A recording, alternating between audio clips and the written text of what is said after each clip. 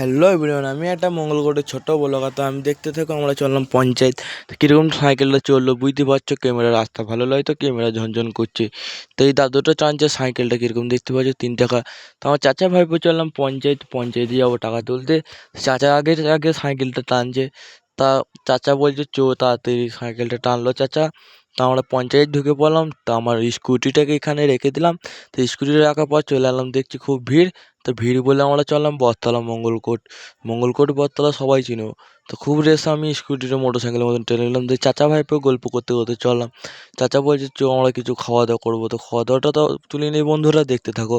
তো এখানে আমরা বটতলা রওনা দিলাম, বটতলা রাস্তায় চললাম। তো আমি একটু স্টাইল করলাম, একটা টোটোওয়ালা বলছে চালাচ্ছি তো ভালো করে সাইকেল চালা। তো দেখতেই থাকো বন্ধুরা। তো আশা করি টোটোওয়ালা গাল দেয় না, আমি একটু বললাম, মজা করলাম তোমাদের সাথে। তো বটতলা ঢুকে পড়লাম বন্ধুরা, তো দেখতেই থাকো বটতলা।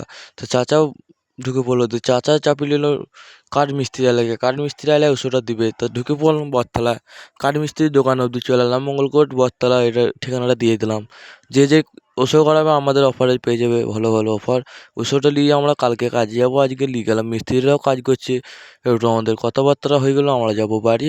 তো বন্ধুরা তোমরা দেখতে থাকো, বাড়ি রওনা দিলাম আমরা।